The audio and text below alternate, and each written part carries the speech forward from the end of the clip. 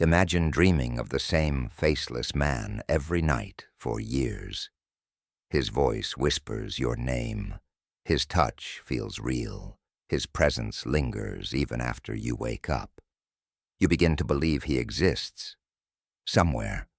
Now, what if one day, in the middle of your ordinary life, a billionaire walks into the room, and he looks exactly like the man you've been dreaming of?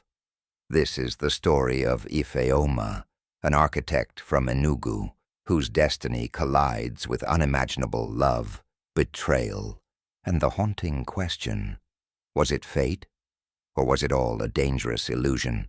Stay with me, because what you're about to hear will shake you to the core. The night was heavy with silence, yet inside Ifeoma's small bedroom, her breath came in shallow bursts. Beads of sweat lined her forehead as she tossed beneath the thin Ankara sheets. The dream had come again, clearer, louder, closer. A faceless man stood in the shadows, tall, broad, cloaked in mystery. His presence was not threatening, but it was powerful, almost magnetic. His voice echoed like rolling thunder through a valley, deep and unshakable. "I will find you." She woke with a start, clutching her chest, her heart drumming against her rib cage. For a moment she sat still, staring at the cracked ceiling of her Enugu apartment, the hum of an old ceiling fan filling the air. The words from the dream lingered, refusing to dissolve into morning light. She pressed her palms into her face, whispering into the silence, "Why does he keep coming to me?" For 7 years, Ifeoma had dreamed of the same man. Not once had she seen his face. Not once had the dream faded with time. Instead it grew sharper, his scent, a musky cologne she couldn't name, his hand brushing hers in the dreamscape, leaving a heat she carried into waking life. She would sit on her bed, trembling, convinced she had touched someone who didn't exist, or perhaps someone who had not yet appeared. Her family dismissed it as fantasy. "It's just loneliness," her mother often said while pounding yam in the kitchen. Her older brother joked, "This your invisible husband better start paying bride price in your dreams." Even her closest friends teased her endlessly.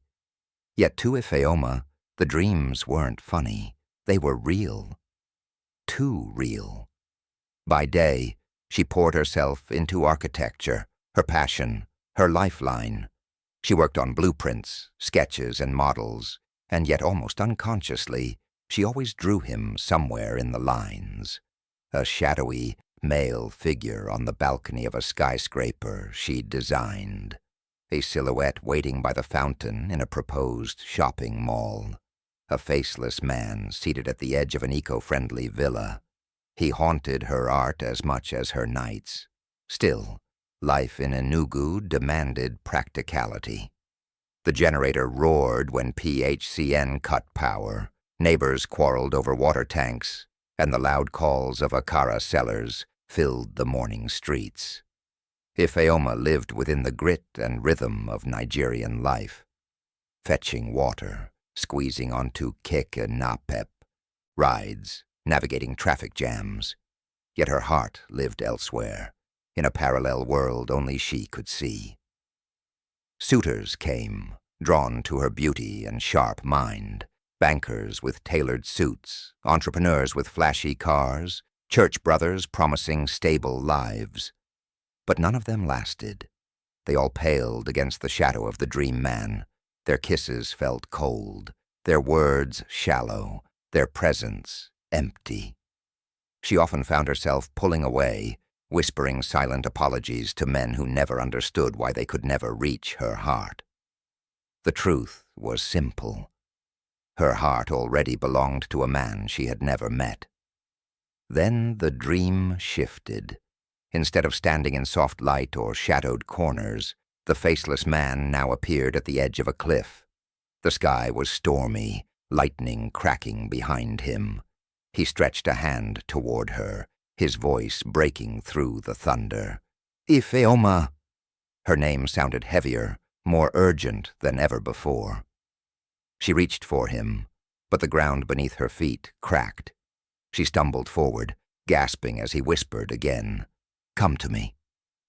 She woke, trembling, heartbroken by the emptiness of her room.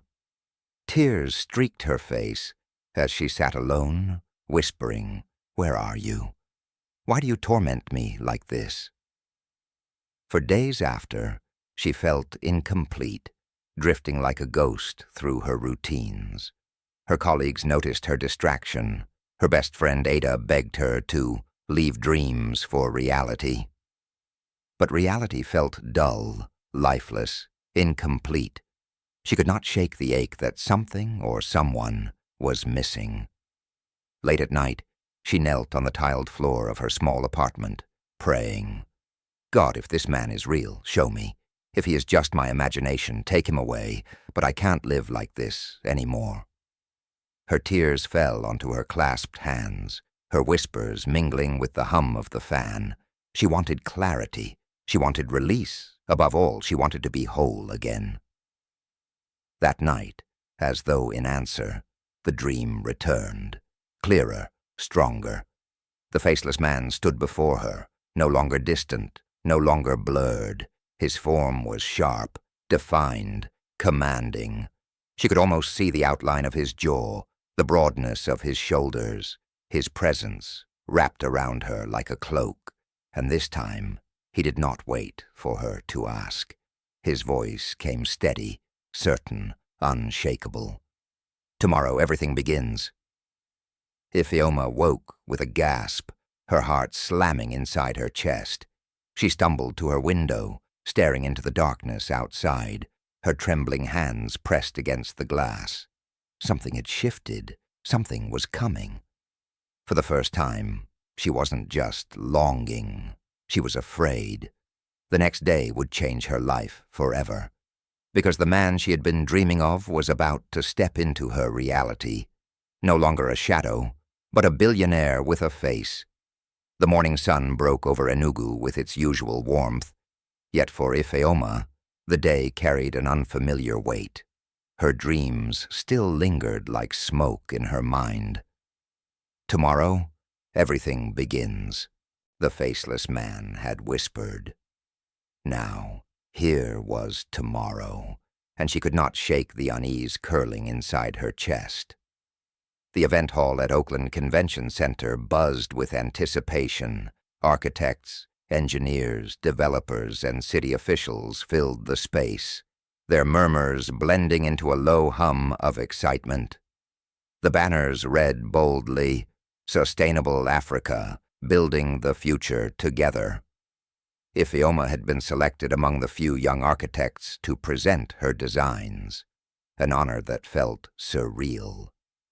But the true reason the hall pulsed with restless energy was the man everyone awaited, Nigeria's youngest billionaire, the visionary behind tech-driven smart cities across the continent.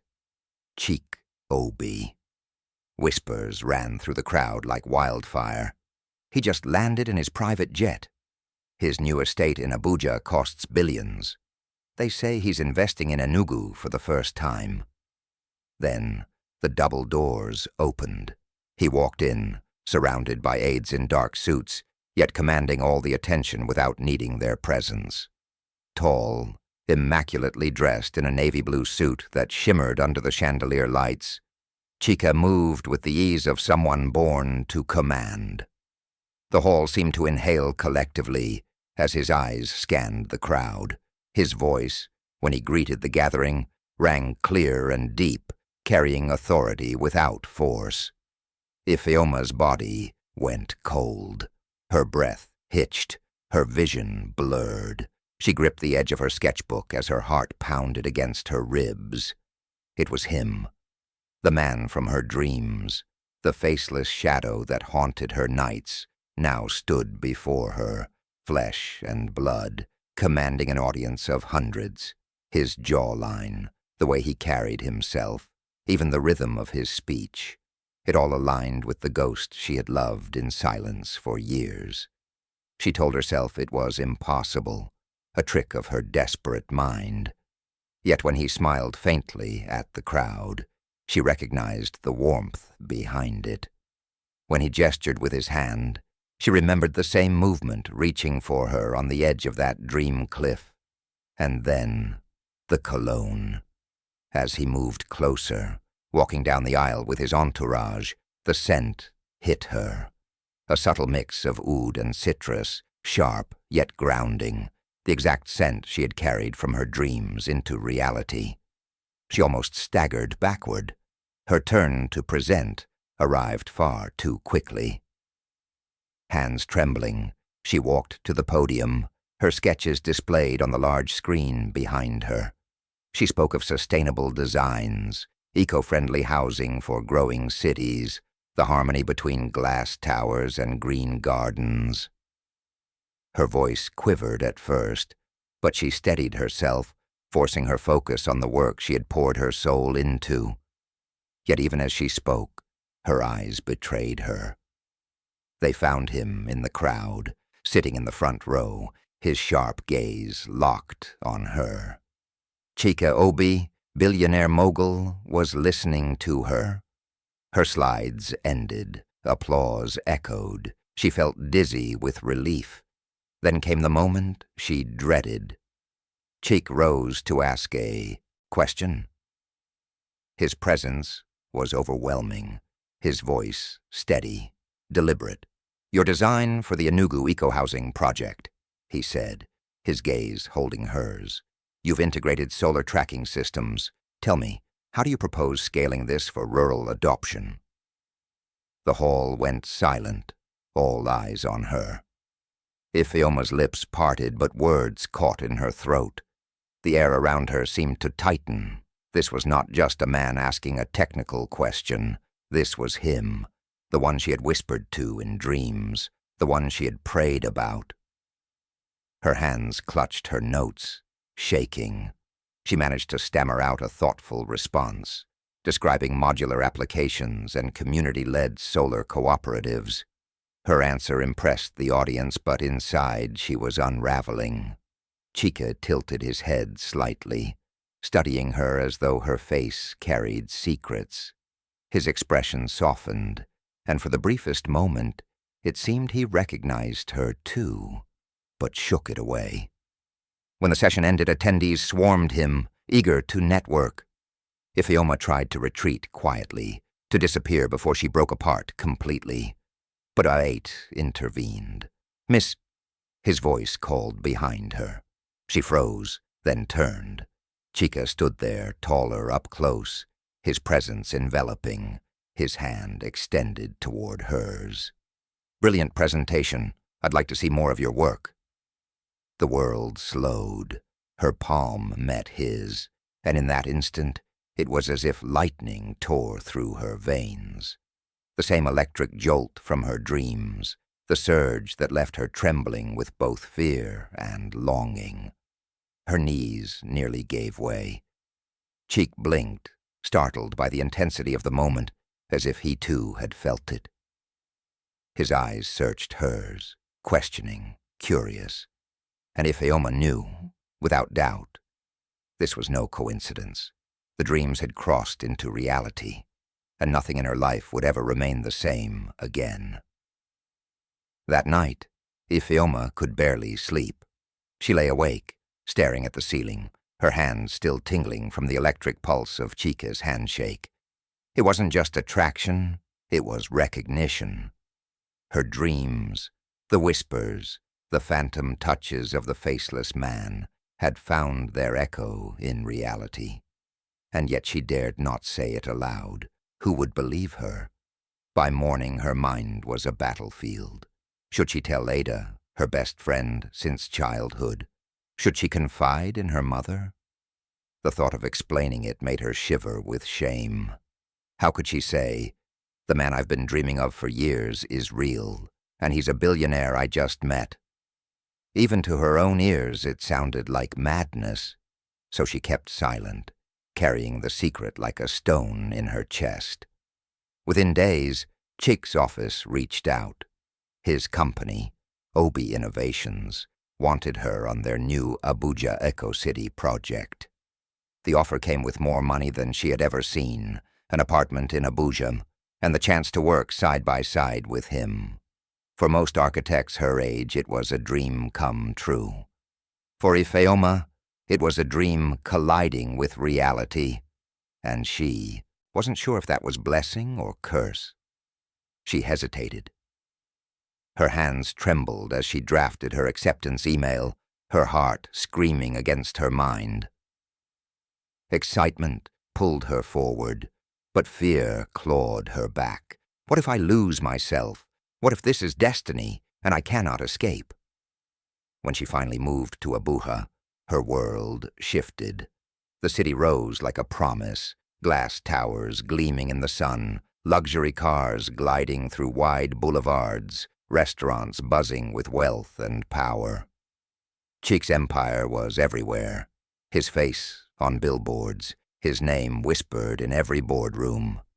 And then there were the late nights, working sessions, stretched past midnight, surrounded by sketches, holographic models, and glowing monitors. Chike's focus was intense, his mind sharp. But in quiet moments he leaned back and let conversations wander. It was in those moments that Ifeoma's skin prickled with unease. Because the things he said, phrases, ideas, even jokes, were words she had already heard in her dreams. One night, while they reviewed a blueprint of residential towers, he said, "Home should be more than shelter. It should breathe with its people." Ifeoma's pen fell from her hand. She had heard those exact words in a dream 2 years ago, whispered by the faceless man as they stood inside a half-built house. She laughed nervously, brushing it off. But as the weeks passed, it happened again and again. Each time, her stomach twisted tighter. Reality blurred. She began to dread sleep. Every night, the faceless man still came, sometimes silent, sometimes whispering. But now, his words often mirrored Chike's. It felt as though the dream was spilling into life, or perhaps life was spilling into the dream. Her days were filled with dazzling luxury, drives in Chike's bulletproof Range Rover, dinners at glass-walled restaurants overlooking Abuja's skyline, endless streams of opportunity. But her nights carried a darker weight. One evening after work, she sat with Ada on a video call. "I don't know what's happening to me," Ifeoma confessed, her eyes weary. "He says things I've already dreamed. Sometimes I feel like I knew him long before we met." Ada frowned. "Ifeoma, listen to yourself. You're building castles in the air. Dreams are dreams. Don't confuse them with reality. This is a man, flesh and blood, not some prophecy." "But what if it is a prophecy?" Ifeoma whispered. Ada shook her head. "Then be careful, because obsession can blind you. Don't lose yourself chasing shadows." The warning cut deep. That night, Ifeoma tossed and turned, trapped once more in her dreamscape. The faceless man appeared again, closer this time, his presence sharper than ever. She reached out, desperate for answers. For the first time, his tone shifted. His voice was no longer tender, but urgent, commanding. "Do not trust him fully." She jerked awake, sweat pouring down her face. Her hands clutched the sheets, her chest rising and falling with panic. The words echoed in her mind, louder than thunder. "Do not trust him fully."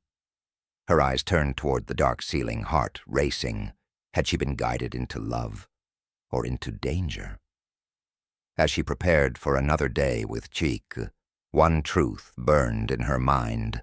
Her dreams were no longer just dreams. They were warnings. Abuja dazzled Ifeoma like a living painting. Every morning the skyline glittered with glass towers that reflected the sun like shards of silver. Sleek cars purred through wide boulevards, and the hum of wealth was everywhere. From the gated estates with Italian fountains to the luxury malls that never knew darkness, even when the rest of the city suffered blackouts. Her new apartment, arranged by Obi Innovations, overlooked the city lights. Sometimes she stood by the floor-to-ceiling windows at night, wondering how she, a girl from Enugu, who once queued at the neighborhood borehole, now lived among this grandeur.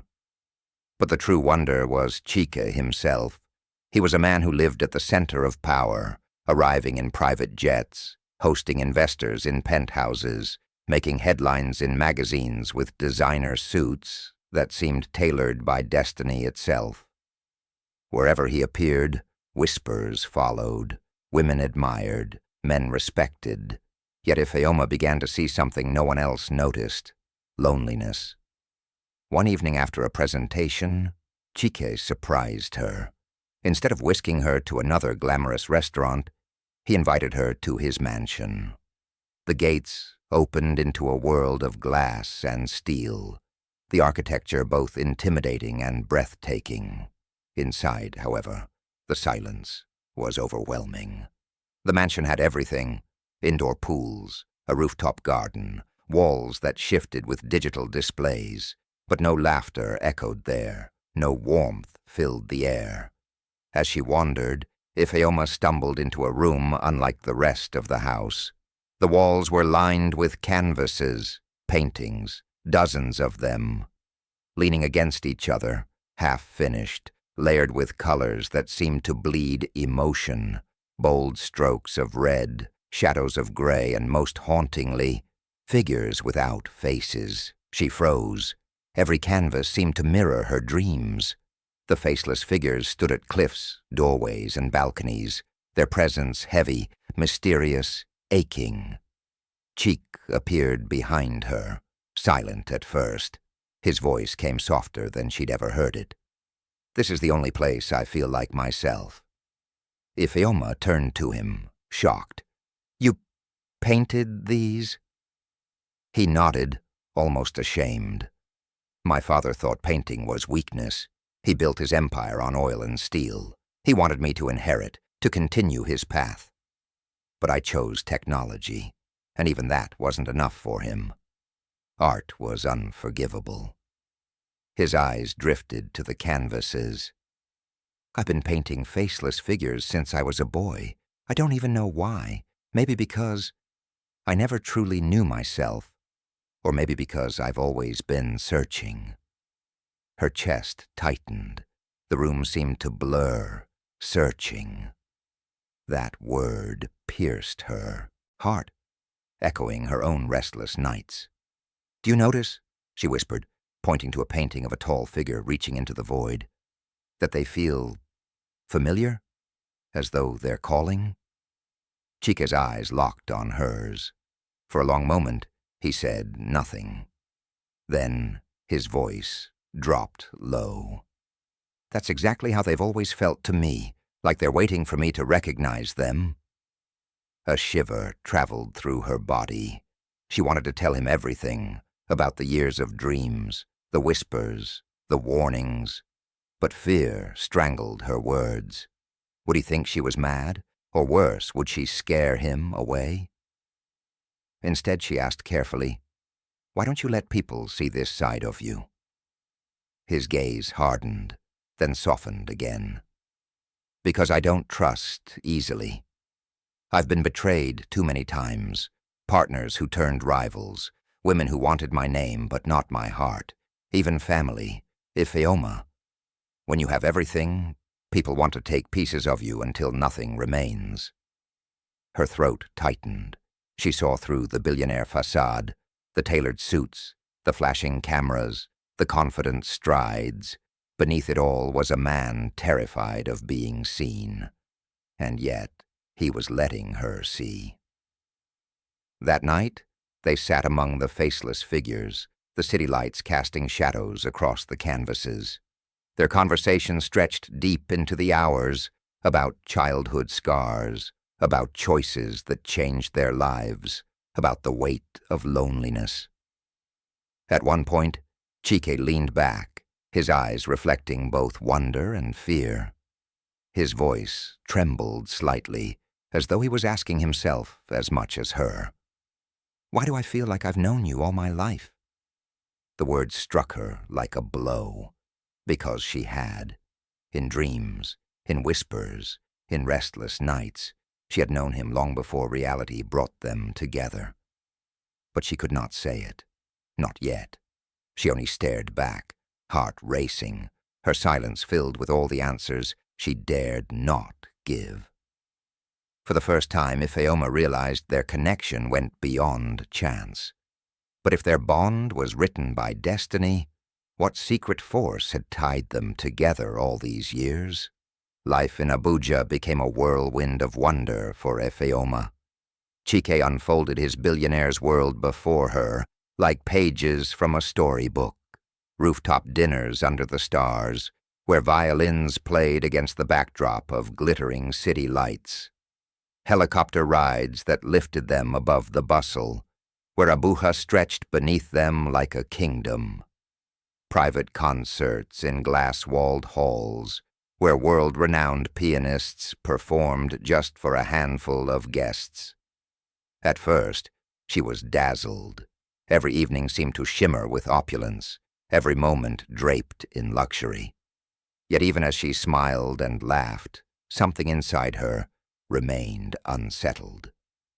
Because beneath the glitter, there was a hollowness.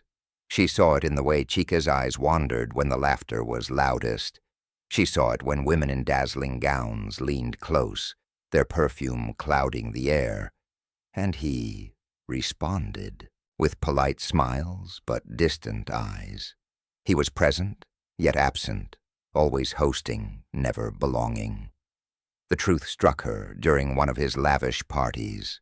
The mansion overflowed with senators, celebrities, and CEOs. The pool reflected golden lanterns. Waiters carried trays heavy with champagne, and the air vibrated with endless chatter. Guests whispered about new contracts, luxury deals, political gossip. Chike moved through the crowd with flawless charm, greeting, smiling, nodding. But midway through the night, Ifeoma noticed something. He had vanished.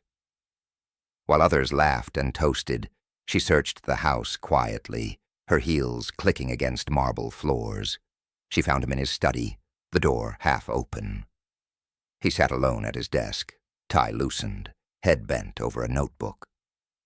The music and chatter from the party seemed to fade as Ifeoma watched him, her heart twisting. This was not the billionaire the world adored.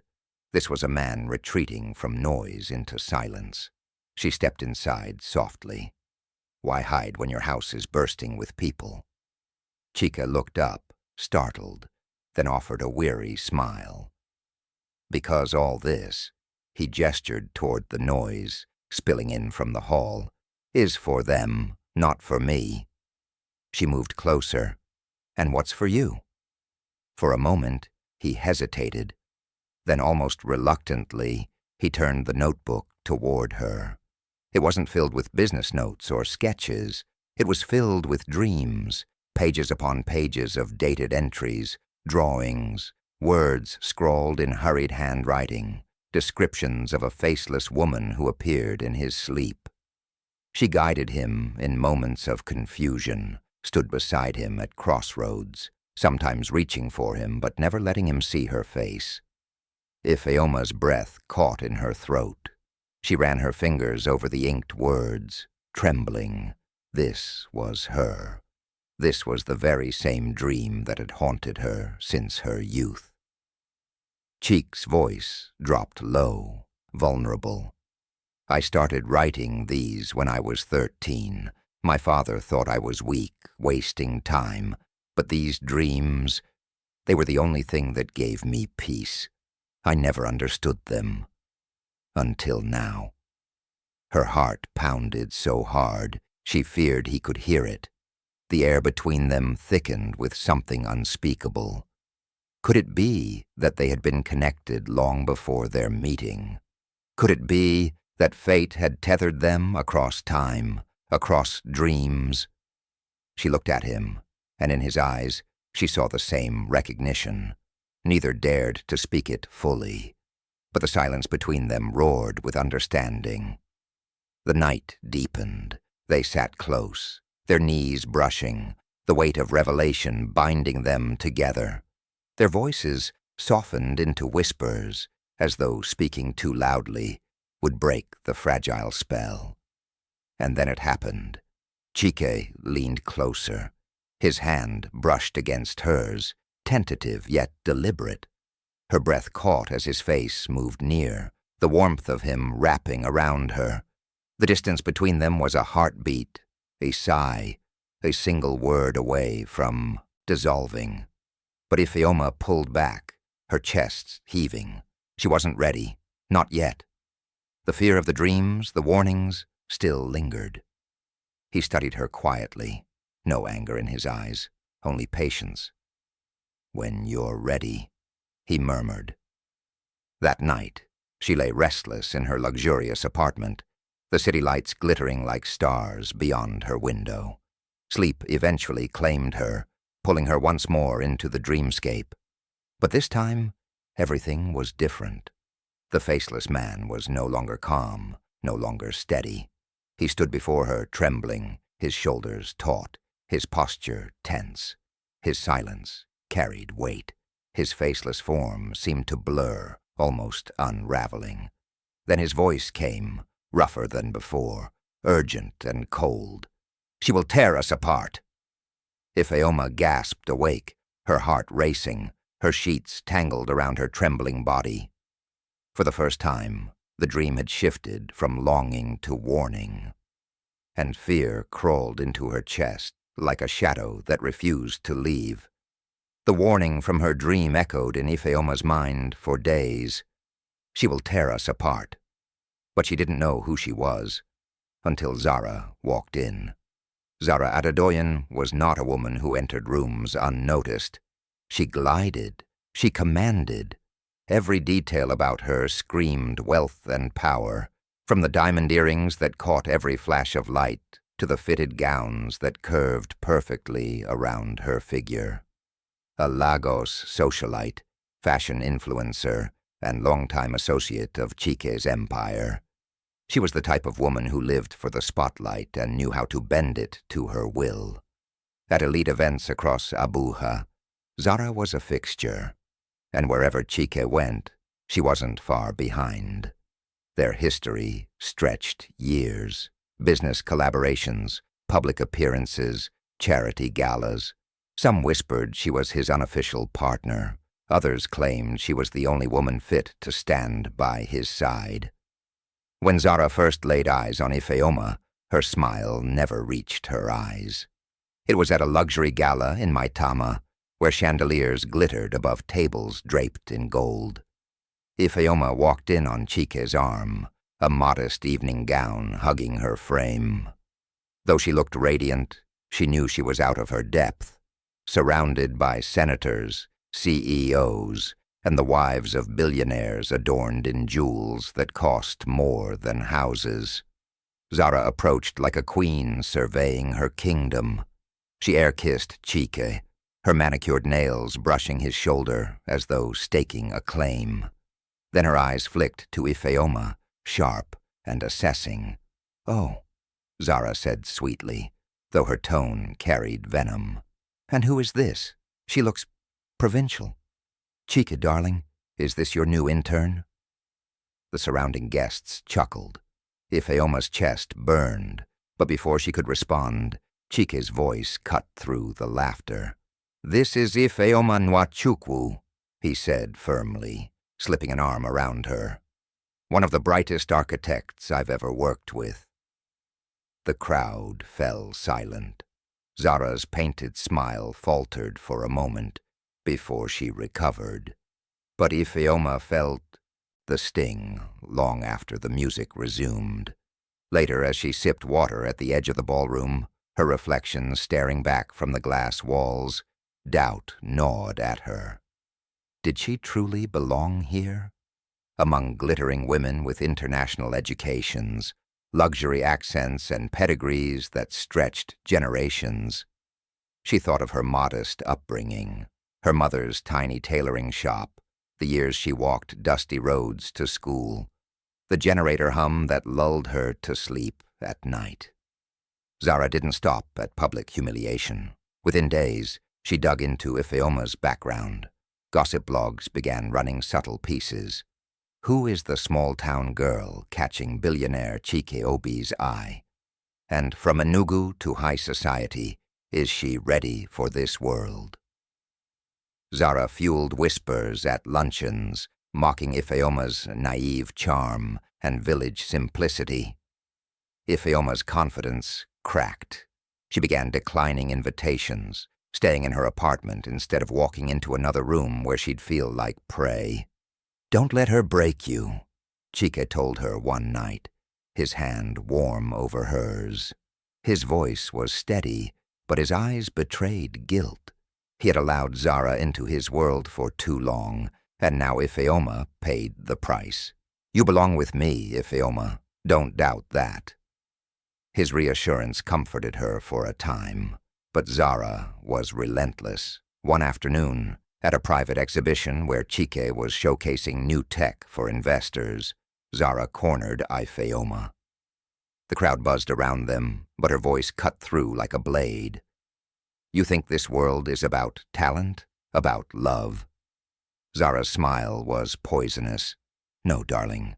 This world is about pedigree, power, and reputation. You will never survive him. He was never meant for you."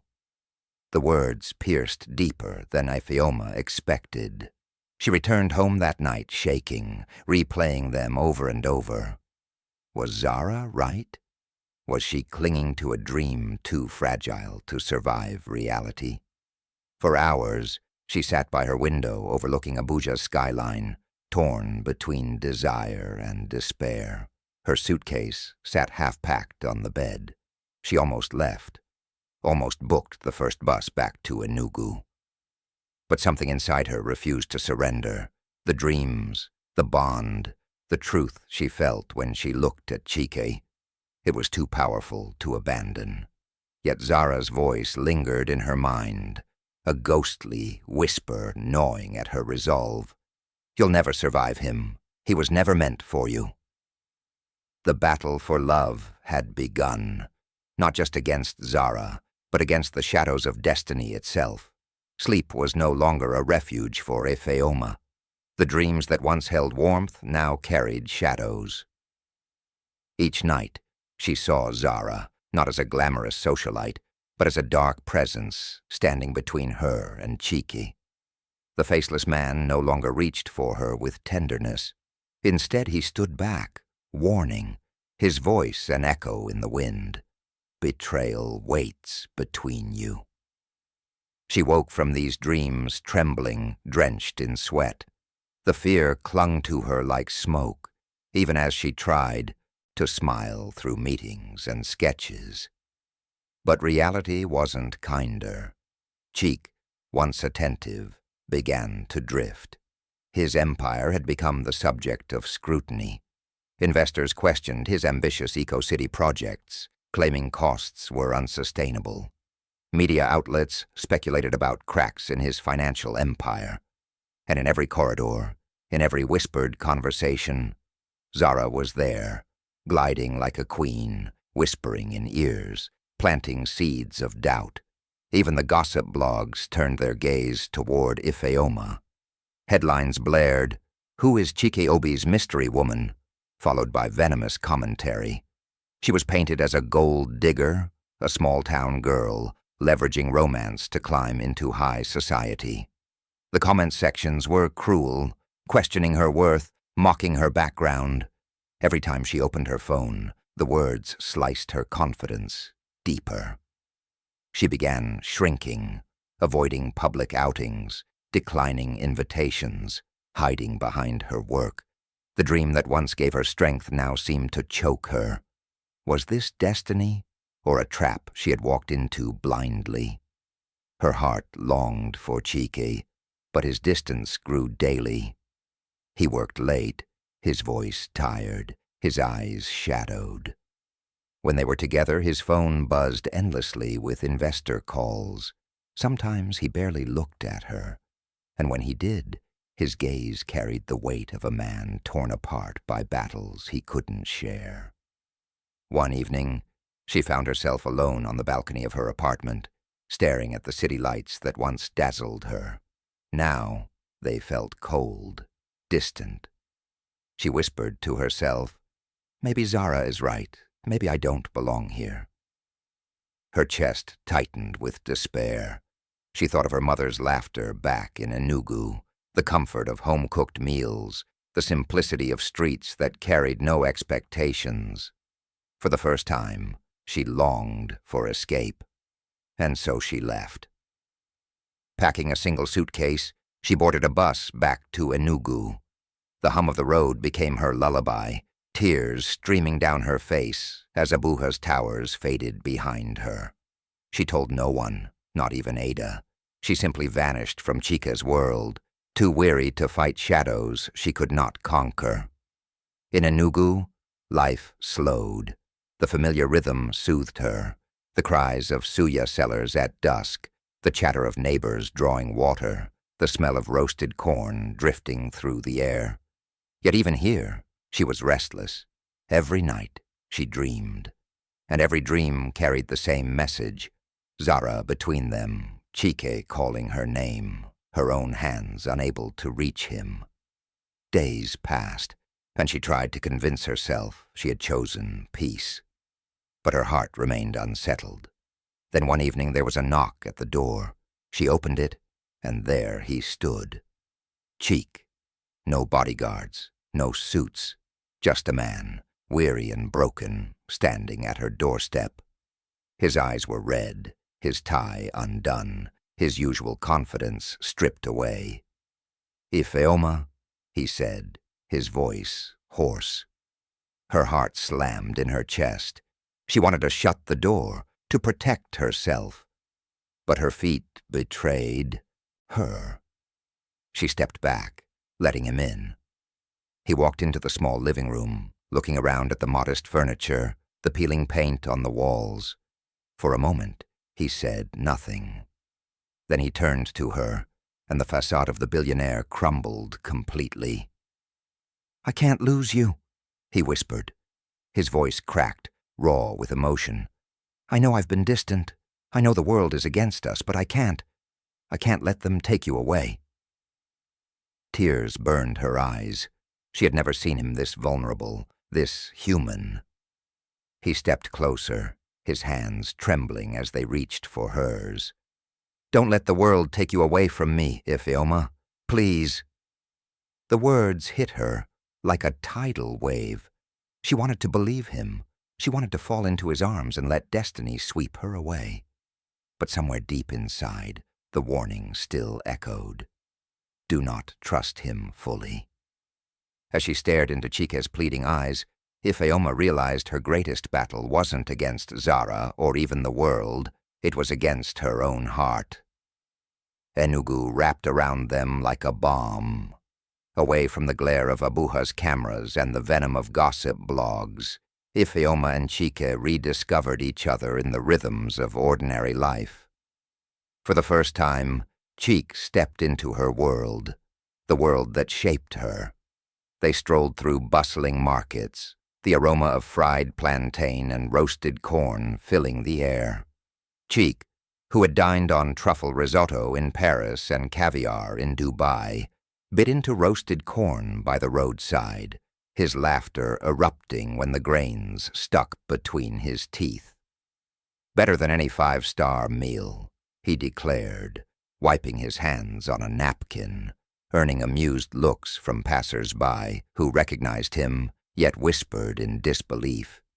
Is that not Chike Obi, the billionaire, eating by the roadside?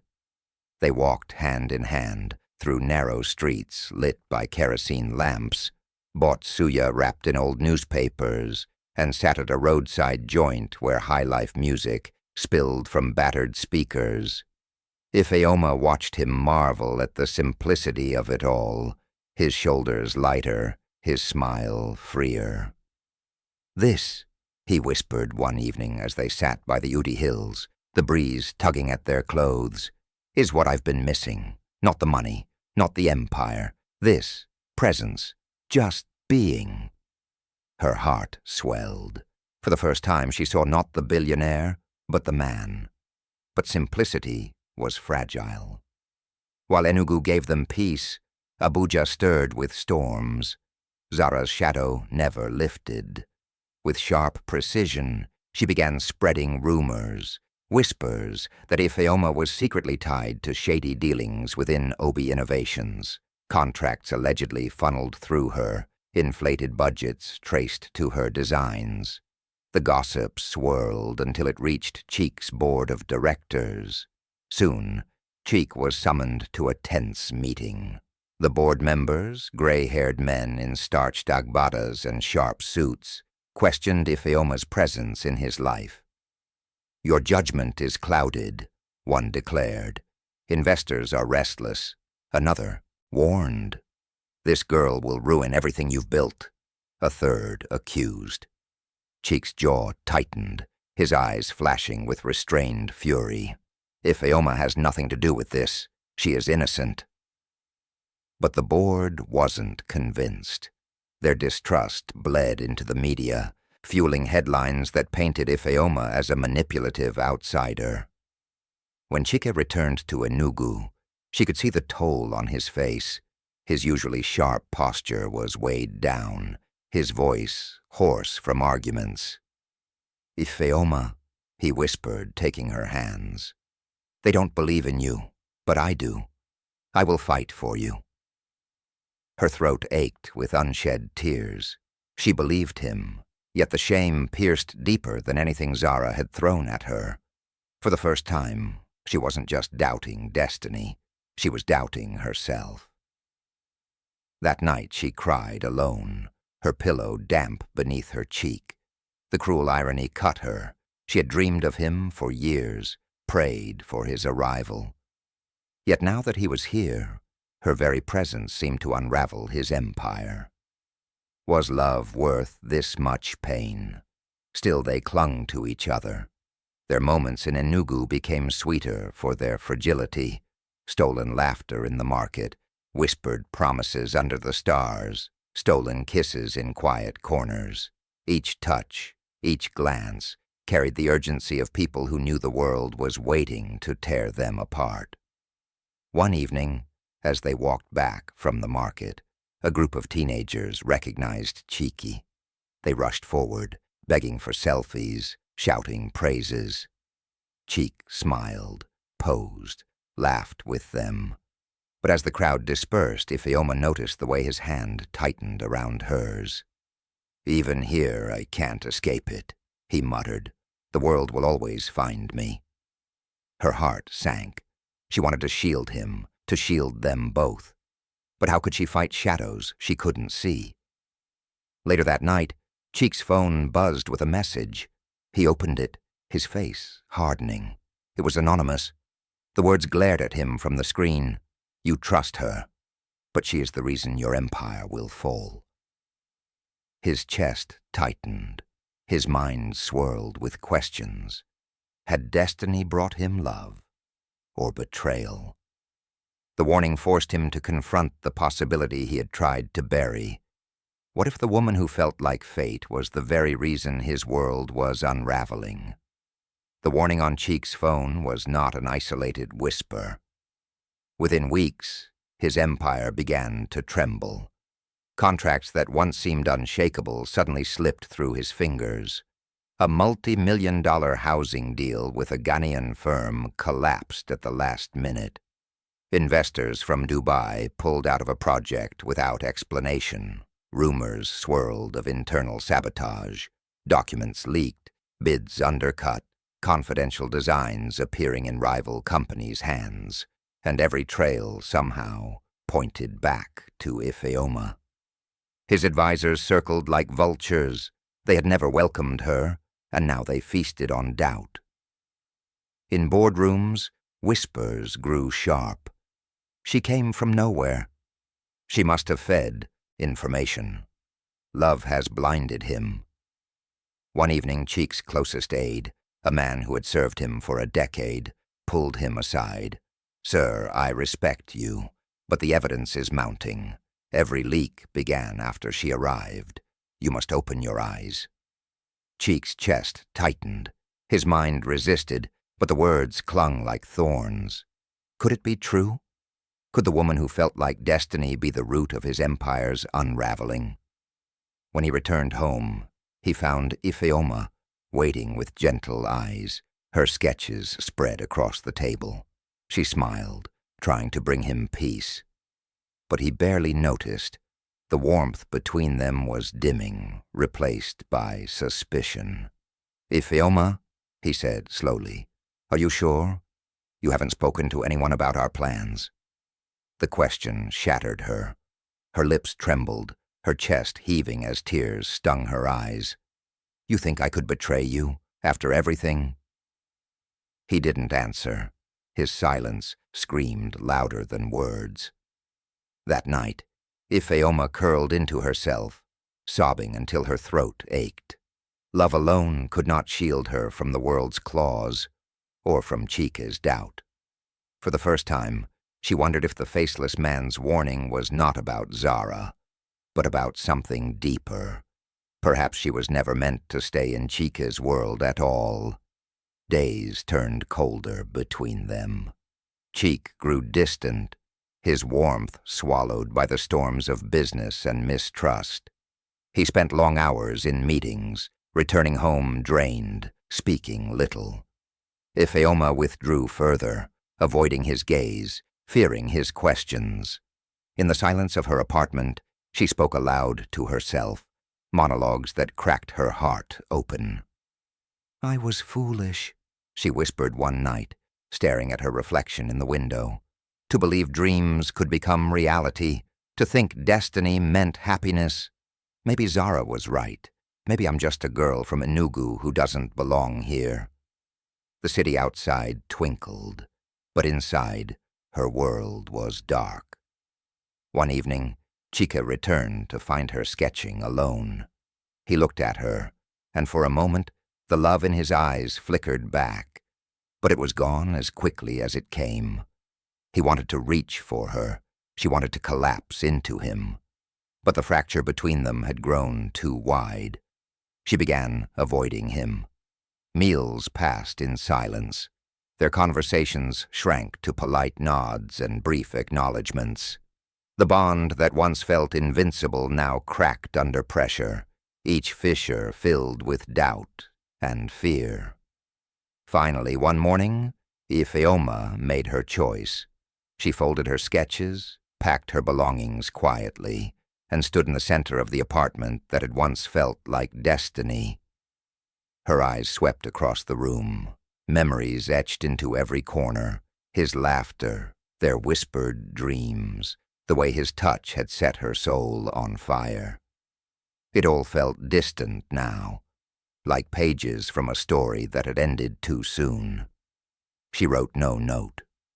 She left no explanation. She simply walked away, vanishing into silence, leaving behind the life she had once prayed for. When Chike returned that night, the apartment was empty. Her absence hit him like a storm. The silence screamed. The walls seemed to close in, and for the first time, the man who built cities felt utterly powerless. As Ifeoma disappeared from his world, Chike was left to face his empire crumbling and his heart hollow.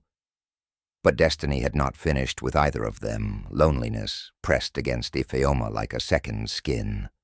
Her return to Enugu brought silence, but not peace. The dreams followed her, and they no longer carried tenderness. They were darker now, visions of destruction instead of love. One night, she saw Chike standing in a vast hall of glass. The windows shattered one by one, shards falling around him like rain. He stood alone, reaching for something that wasn't there. His empire, once glowing with light, was empty, silent, broken. She jolted awake, gasping for air, clutching her chest as though she could hold her heart together with her hands. In reality, her visions were not far from the truth. Back in Abuja, Chike's empire was unraveling. Without Ifeoma by his side, the pressure of sabotage grew heavier. Deals slipped away, rival companies gained ground, investors began to doubt his leadership. The once untouchable billionaire now stumbled through boardrooms with weary eyes and clenched fists. And through it all, Zara was there. She appeared at his side like a shadow draped in silk. At galas, she leaned close, whispering reassurance. In boardrooms, she offered strategic advice. In private, she poured him wine and listened to his frustrations with feigned concern. To the world, it looked like she was his anchor. But beneath her smile lurked triumph, the triumph of a predator who had waited patiently for her prey to bleed. Meanwhile, Ifeoma tried to rebuild her life. She returned to her architectural work, sketching designs for modest housing projects in Enugu. She forced herself into routines, cooking meals with her mother, visiting old friends, walking through familiar markets. Yet every night, the dreams pulled her back to him. She would see his face, weary and pale, standing on crumbling foundations. She would hear his voice echoing through hollow halls.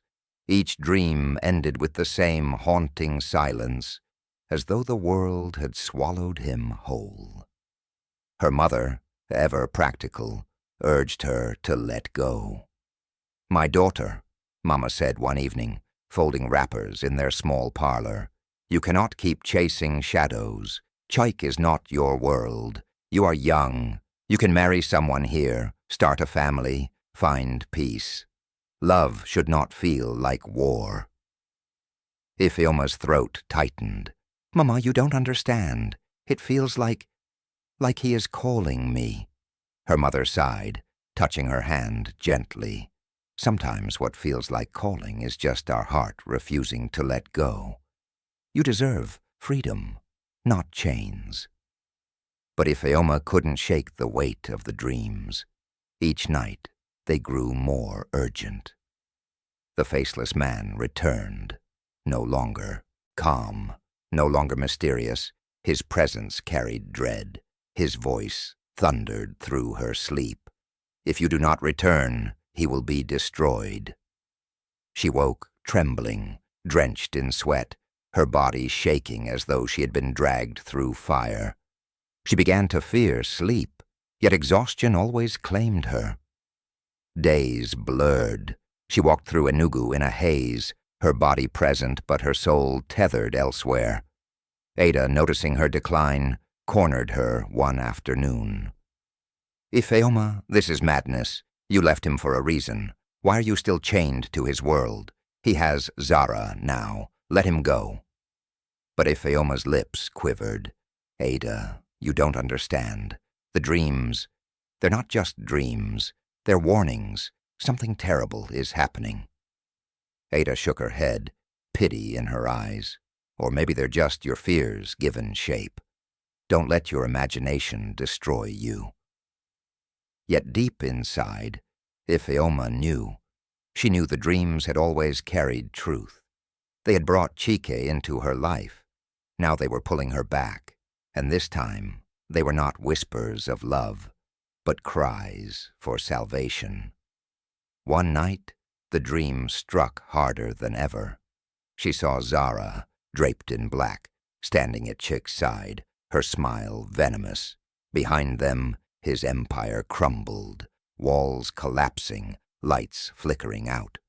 Chike's hand reached desperately for Ifeoma, but she was trapped behind glass, unable to touch him. The faceless man appeared once more, his voice booming. "She is the key. She will destroy him." Ifeoma screamed in her sleep, thrashing against invisible walls. When she finally woke, her throat raw, her body trembling, she realized she had shouted Chike's name aloud into the darkness. "Chike!" The sound lingered in the room, echoing off the walls of her small Enugu apartment. Her breath came ragged, her heart threatening to burst. She buried her face in her hands, her entire body quaking.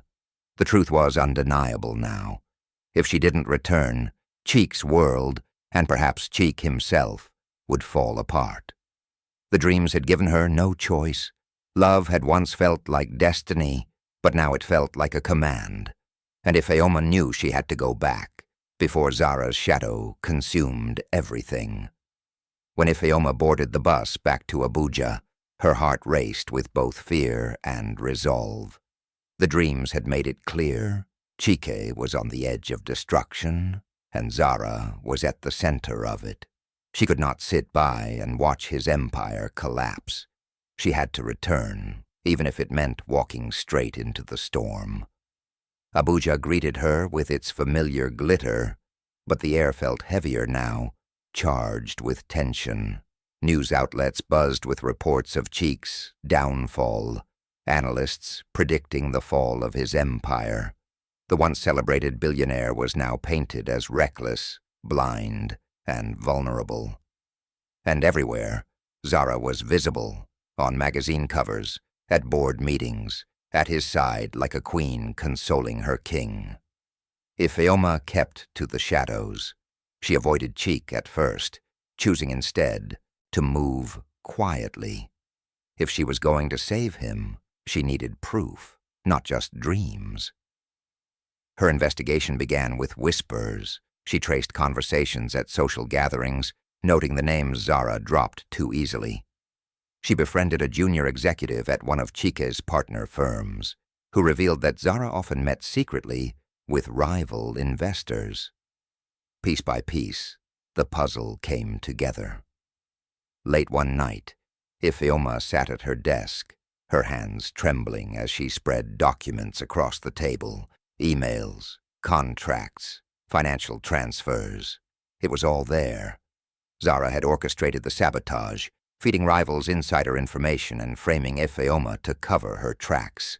The weight of betrayal was staggering. Zara hadn't just attacked Ifeoma. She had targeted Chike's life's work, his empire, his very identity. Armed with the evidence, Ifeoma knew what she had to do. She walked into Chike's mansion unannounced. The guards hesitated, but one look at her determined face, and they stepped aside. Inside she found Chike in the study, shoulders hunched over a half-empty glass of whiskey, the glow of his laptop reflecting the fatigue in his eyes. He looked up, startled. "Ifeoma?" His voice cracked with disbelief. She placed the folder of evidence on his desk. "You need to see this." He frowned, flipping through the documents. His face hardened with each page, the color draining as the truth sank in. When he finally looked up, his eyes glistened with something between rage and heartbreak. "Zara." His voice was barely a whisper. "All this time?" At that moment, Zara swept into the room, draped in silk, her heels clicking against the marble. She froze when she saw Ifeoma, her smile faltering. "What is she doing here?" Zara spat, her mask slipping. Chike stood, holding the documents like daggers. "Explain this." His voice thundered with fury. For the first time, Zara's composure cracked. She stammered, then sneered, her eyes burning with venom. "You were blind, Chike. Blind with love for this provincial girl. I did what needed to be done to protect what you built." "Protect?" His voice broke. "You nearly destroyed everything, and you framed the only person who ever truly cared for me." The confrontation was electric. Zara's mask shattered completely. Her carefully constructed image of loyalty crumbled as Chike's fury scorched through her lies. In that moment, the queen of Abuja's social circles was reduced to a woman caught in her own web. Word of her betrayal spread like wildfire. The board turned on her. The same elite circles that once bowed to her presence now shunned her with disgust. She left the mansion that night in disgrace, her empire of influence collapsing behind her. As the echoes of the confrontation faded, Chike turned to Ifeoma. His eyes brimmed with regret. He stepped closer, his voice breaking. "I doubted you. I let the world poison me against you, and yet you came back to save me." Tears spilled down Ifeoma's cheeks. She wanted to speak, but words failed. Instead, she let him take her hands, his touch trembling yet desperate. "I was a fool," he whispered, "but I will never let you go again." Their embrace was fierce, desperate, healing. It was love reborn, not naive this time, but tested, scarred, and strengthened by fire. For the first time in months, Ifeoma felt the burden lift. Destiny no longer felt like chains. It felt like truth. Later, as they sat together on the balcony overlooking Abuja's glittering night, Chike broke the silence. His eyes searched hers, filled with a question that went deeper than business, deeper than betrayal, deeper than love. "Tell me, Ifeoma," he said softly, "why did we dream of each other before we ever met?" The question hung in the air like a riddle from the heavens, leaving her heart racing with both wonder and fear. The dreams had brought them together, but now they demanded an answer. What force had bound their souls long before reality ever touched them? The night was quiet, the city lights twinkling far below Chike's mansion balcony. Ifeoma sat beside him, her fingers curled in his, her heart pounding with unspoken truths. The question he had asked still hung in the air. Why did we dream of each other before we ever met? She swallowed hard, her lips trembling. For years, she had carried the weight of the dreams alone, fearing that telling him would make her sound mad. But now, after everything, the betrayals, the warnings, the reconciliation, there was no space left for silence. "Chike," she whispered, her voice quivering, "I need to tell you everything." And she did. She told him about the first dream, years ago, when the faceless man reached out to her with warmth, about the countless nights she felt his touch, heard his voice, smelled his cologne, about how every suitor in her waking life fell short because her heart already belonged to someone she had never seen. Chike listened in stunned silence, his gaze never leaving her face. When she finished, he exhaled slowly. Then his eyes softened, as though something long buried was rising to the surface. "Ifeoma, I think I remember," he said quietly. Her brows furrowed. "Remember what?" He looked away, toward the night sky. "When I was a child, before my mother died, I used to dream too. A faceless girl. She would appear whenever I felt afraid, when my father shouted at me, when the house felt too big, when I felt alone. She was there, always faceless, always guiding me." Her heart skipped. "You stopped dreaming?" she asked. He nodded. "When I grew older, the dreams faded. Life hardened me. I forgot her. Until you." His voice dropped. "Until the moment you walked into that hall in Enugu and I felt something I couldn't explain." Silence settled between them, not heavy, but profound. Two souls who had walked parallel in dreams now realized they had always been tethered. That night, something shifted forever. Days later, Chike whisked Ifeoma away on a private jet, the journey shrouded in secrecy. When they landed, she found herself on a secluded island estate off the coast of Lagos, an untouched paradise he had bought years ago, but never shared with anyone. The estate was breathtaking. Ivory sands stretched endlessly, palm trees swayed in the ocean breeze, and a glass-walled villa sat perched on a hill overlooking it all. There, under the golden sunset, he led her to the balcony. Musicians hidden in the palms played soft strings as the ocean waves whispered below. Chike dropped to one knee, his eyes glistening with both fear and devotion. "Ifeoma Nwachukwu," he said, his voice steady despite the storm in his chest. "I may have built empires, but you are the only dream I've ever wanted to live. Will you marry me?" Tears streamed down her face. Her body trembled with joy, disbelief, and the overwhelming sense that destiny had led her here. "Yes," she whispered, then louder, stronger. "Yes." He slipped a ring on her finger, a diamond that caught the last rays of the sun. But even its brilliance could not outshine the light in their eyes as he rose and kissed her, sealing not just love, but prophecy fulfilled. Their wedding was a spectacle unlike any Abuja had seen, a fusion of tradition and modernity, gel and agbadas, alongside tailored tuxedos and haute couture gowns. Drummers pounded rhythms that shook the earth. Choirs sang hymns that soared to the heavens, and dancers painted the air with colors of joy. Guests from across Nigeria and beyond attended, but amidst the grandeur, the most powerful moment was simple. Ifeoma walking down the aisle, her eyes fixed only on Chike. When they sealed their vows with a kiss, the crowd erupted. Fireworks lit the sky, ululations rose, and the earth seemed to rejoice with them. For the first time in years, Ifeoma felt peace. That night, as she lay beside her husband, wrapped in the warmth of his arms, she slept without fear.